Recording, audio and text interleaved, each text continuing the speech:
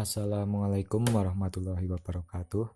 Perkenalkan, nama saya Aldian Bramantio, perwakilan dari kelompok 5 Bahasa Indonesia yang beranggotakan saya, Ahmad Ma'ruf, Laili Istiqomah, Ahmad Nur Yasin, dan yang terakhir Lailiana Hamdani Rahmawati Ahmad. Pada kesempatan kali ini saya akan menjelaskan tentang jurnal ilmiah. Jurnal ilmiah adalah sebuah publikasi yang diterbitkan secara berkala oleh suatu organisasi profesi atau institusi akademi yang memuat artikel-artikel yang merupakan produk pemikiran ilmiah secara empiris maupun secara logis dalam bidang tertentu. Jurnal ilmiah wajib memenuhi persyaratan administratif, diantaranya yaitu 1. Memiliki International Standard Serial Number. 2. Memiliki mitra bestari paling sedikit 4 orang. 3. Diterbitkan secara teratur dengan frekuensi paling sedikit 2 kali dalam setahun. 4. Bertiras setiap kali penerbitan paling sedikit berjumlah 300 eksemplar. Kelima, memuat artikel utama tiap kali penerbitan berjumlah paling sedikit 5. Inilah beberapa persyaratan administratif. Peran dan fungsi jurnal ilmiah. Di antaranya 1. Sarana komunikasi akademik antara para ilmuwan. Kedua, penyebaran atau diseminasi hasil-hasil penelitian.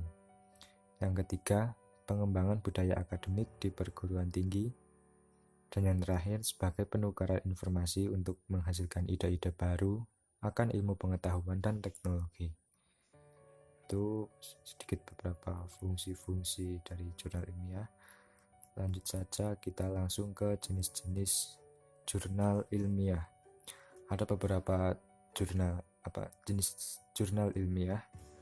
Akan saya jelaskan satu persatu. Yang pertama, artikel hasil penelitian adalah artikel yang diterbitkan dalam jurnal-jurnal ilmiah. Artikel jenis ini berisi pelaksanaan dan hasil penelitian. Pemuatan artikel jenis ini bertujuan untuk membuka wacana diskusi dan memungkinkan penelitian baru. Yang kedua, ada artikel non-penelitian. Biasanya merupakan artikel ilmiah yang disusun berdasarkan telaah pustaka atau kajian teori. Selanjutnya adalah resensi buku, merupakan tinjauan analitik dan kritis atas sebuah buku yang baru diterbitkan. Dimaksudkan untuk memberikan gambaran ringkas bagi calon pembaca buku yang bersangkutan. Dan yang terakhir ada obituari, adalah artikel yang mengulas berita kematian seorang tokoh ilmuwan yang disertai biografi.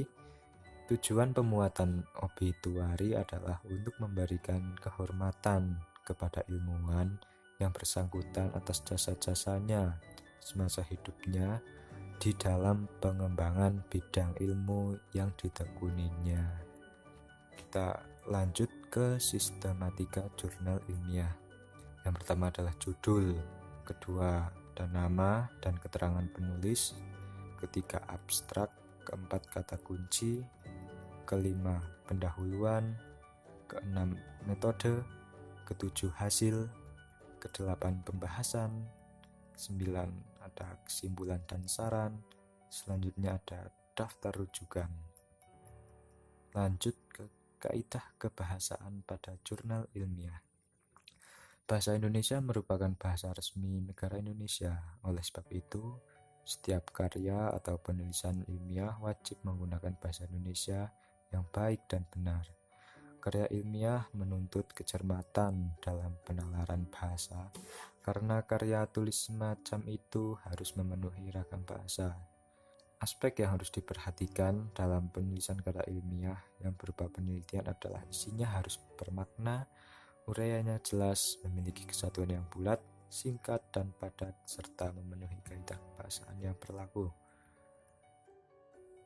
Kesimpulan yang bisa kami sampaikan dari kelompok 5 yaitu Jurnal ilmiah merupakan salah satu wujud tridharma perguruan tinggi, khususnya di bidang penelitian. Jurnal ilmiah memegang posisi penting dalam proses menyebarluaskan ilmu pengetahuan.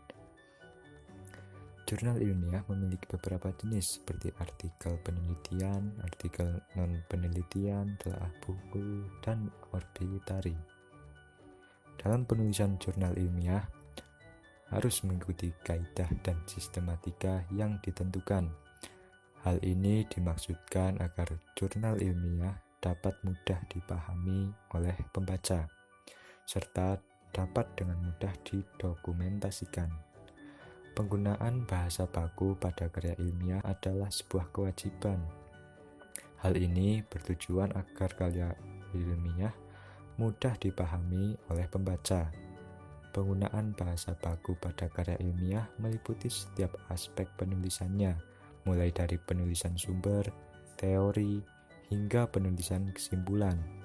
Ketidakbakuan pada tulisan karya ilmiah dapat menimbulkan kerancuan dan kesalah penafsiran oleh pembaca. Demikian yang bisa saya sampaikan, kurang lebihnya mohon maaf. Sekian, wassalamualaikum warahmatullahi wabarakatuh.